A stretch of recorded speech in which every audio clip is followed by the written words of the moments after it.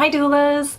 Sorry it's been a while. I haven't been posting as often as I used to. It has been quite the whirlwind for me this past month. I traveled half the month and I moved and all kinds of crazy things. But today I'm talking about a topic that probably challenges a lot of people. And it's sort of like, what do we do when our clients' plans change or when a client asks for a refund? And this is a tough one. So I'm on the heels of a client situation for a colleague, a doula colleague of mine, not something that happened in our own agency, but that had the really unfortunate situation of a client having a stillbirth. And I helped to counsel the doula to work through, how best to handle that situation. And what it brought up is a whole bunch of different discussion points and thoughts and questions that are part of how we work as doulas and how we run our businesses. And I think they're really, really important for us to talk about. So one of the most common ones that I hear a lot about is, what do I do if my client has booked me and then maybe 2 weeks before their due date, they realize the baby's breech and they're going to decide to have a scheduled cesarean for their birth, and the client now feels that they no longer need us and wants a refund. How do we handle that? And listen, here's the thing. As you know, if you've been a doula for any more than one birth, you know that being on call is a really, really big deal. We know that we can only take a certain number of clients per month because of that. If we could schedule all the births, we could do way more births, right? It's being on call that makes it trickier. And there's a lot of value to what we offer. And when we have held a spot in our calendar for someone and we only take a certain number of clients, for them to cancel on us 2 weeks before their due date, it doesn't really give us an opportunity to take another client to replace that income. So it doesn't make sense that we would offer a refund in those situations. Now with anything regarding to running a doula practice, of course, one of the most important things is having really clear terms of service. And what I mean by that is like a contract that is between you and your client. Your client has to sign off and agree to when they book you. And that could be done online, or that could be done a signature on a piece of paper. But when someone is booking you, they should know very clearly what your refund policies are. So let's say that your refund policy doesn't allow for a refund in this situation. How do you handle that and what do you do? So one of the things is that we have specifically found that outlining that in our contract, what happens if I end up needing a cesarean? What happens in the very unfortunate and rare circumstance that something really major happened at the end of pregnancy, or we had a stillbirth or something horrible like that? How would we deal with that?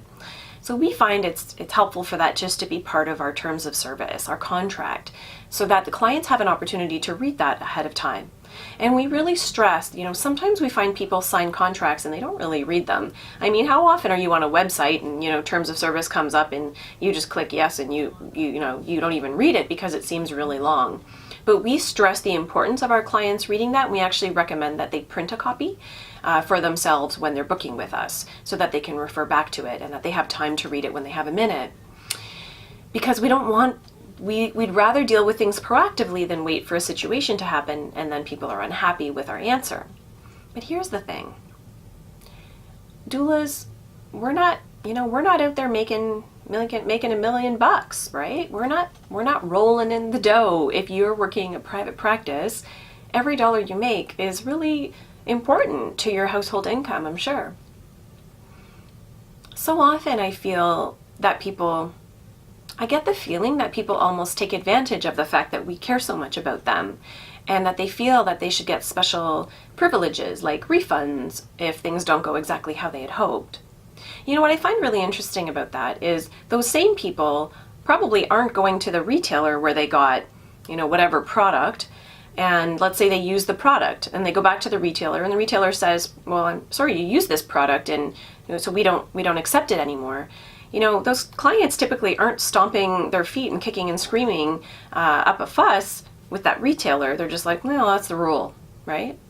But with us, what I find with doulas often is these clients are like coming back, and they're coming back in a really harsh way sometimes. I can't believe you would do this. I can't believe you wouldn't offer a refund. And it's like, yeah, but this is how we make a living. People say, well, it's not my fault. It's not my fault. Like, I know, but it's not ours either, right? Unless it is, and if it is your fault, then you give a refund for your mistake.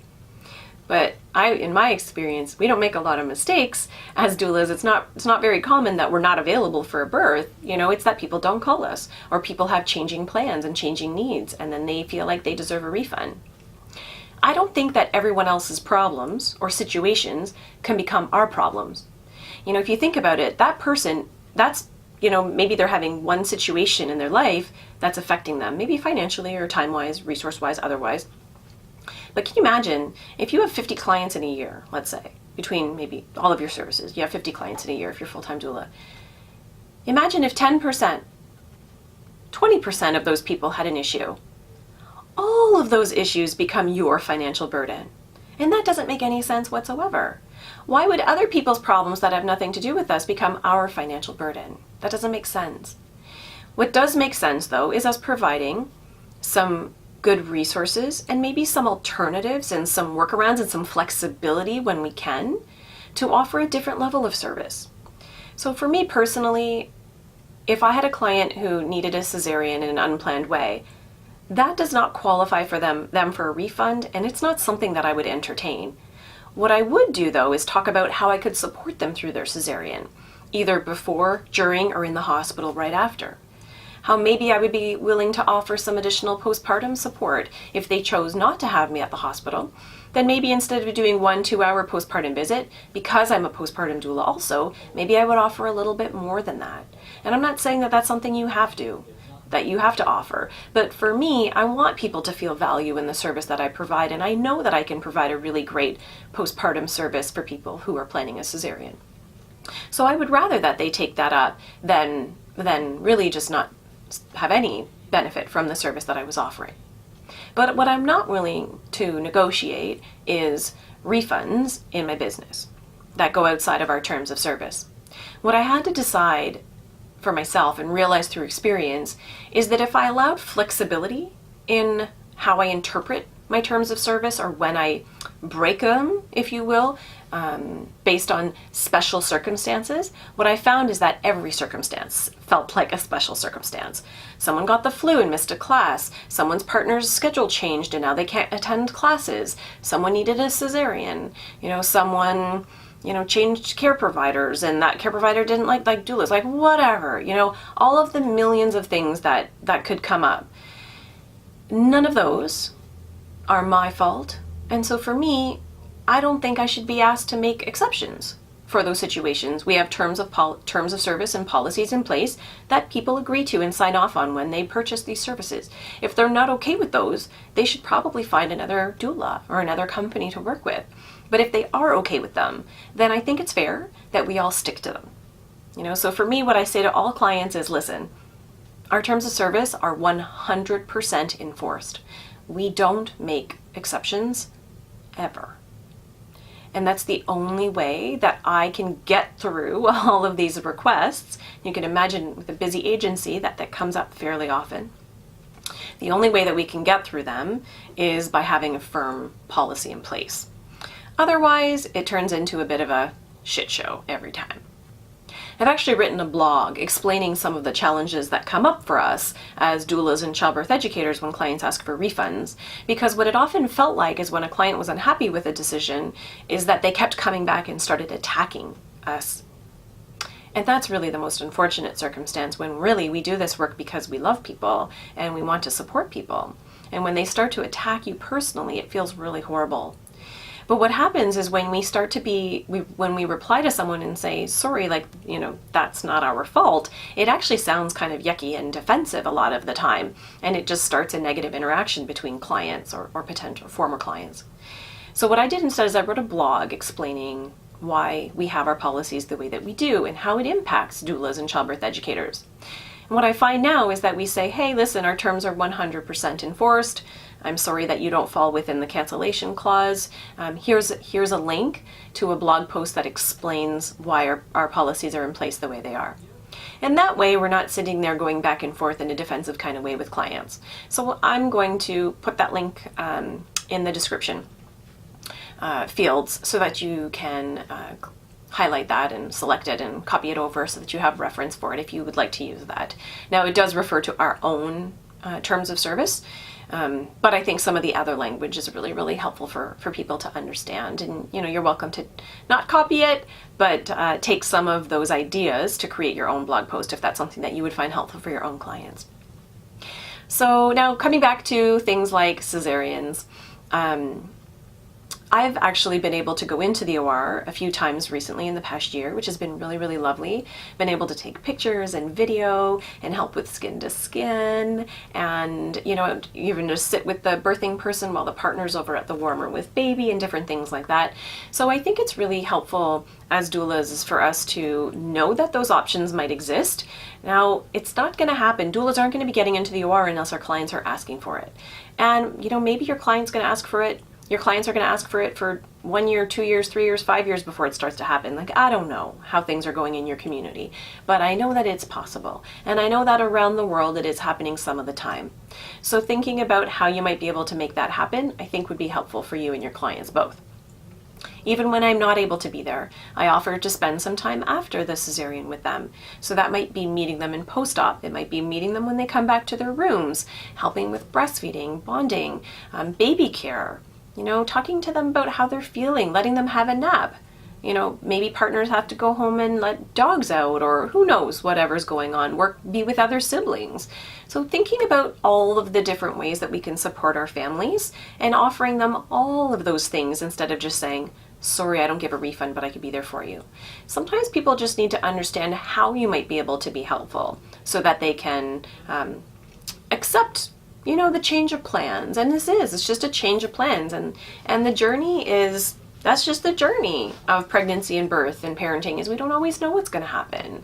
So helping people even prenatally is to think about, that might even be something that you decide you're going to deal with in a prenatal visit is, hey, if you ended up with this cesarean, what would that look like for us? How would we work together? And that way you can talk about it ahead of time. Okay? So I think those are just some simple ideas for things that you could do to think about, refunds and when plans are changing. And it's important as doulas that we think out of the box as well. That we not get really stuck on, those are the terms. I mean, yes, we need to do that, but we also need to say but here's how I can help you now.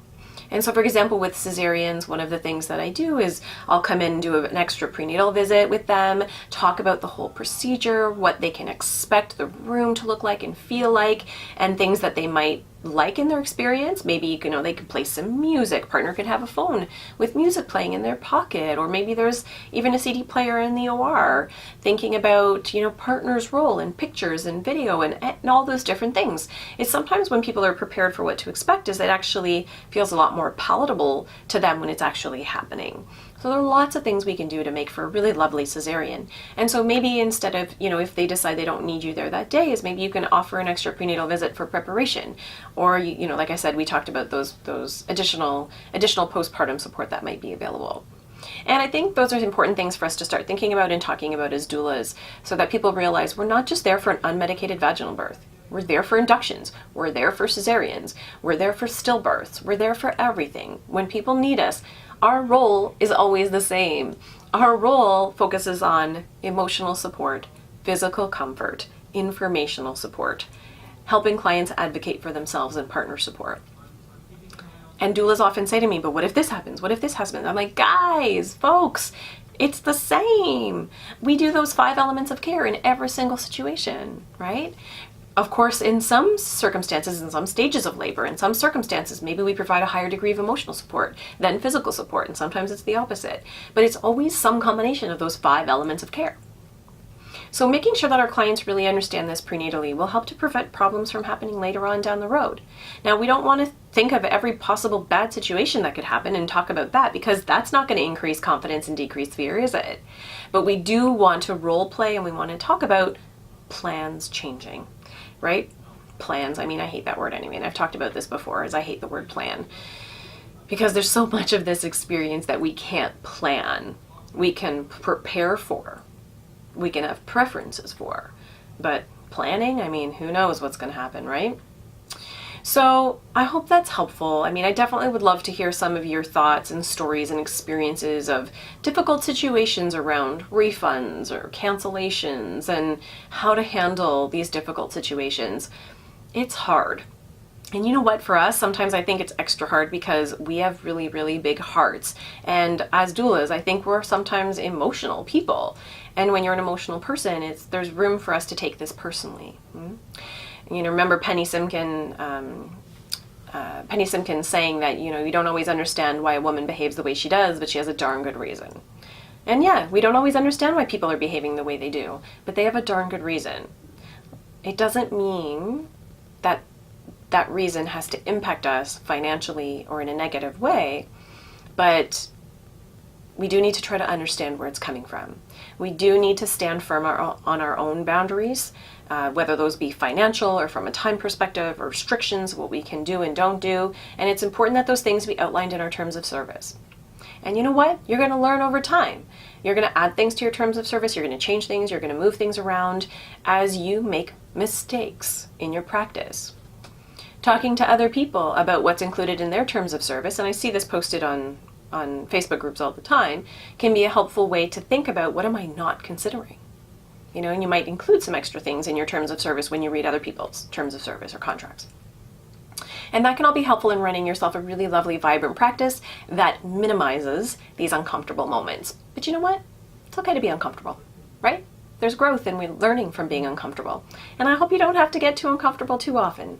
But if you do, there are lots of people out there to help support you. I'm one of them. And you've got other doula family out there to help you as well and support you. I do strongly encourage you to reach out to a mentor or a colleague when you need help processing something or something's really difficult going on. Please do that. I think it's really helpful for all of us and something that I myself need all the time as well. So I hope that's helpful. Share your thoughts. If you're interested in learning how to grow your doula business, I would love to have you join me over on the Doula School Business Support Program. I'll put the link in the description as well. And you can click in the bottom of the little screen that you're watching right now. There's a little icon there that links directly to our Doula School Business Program as well.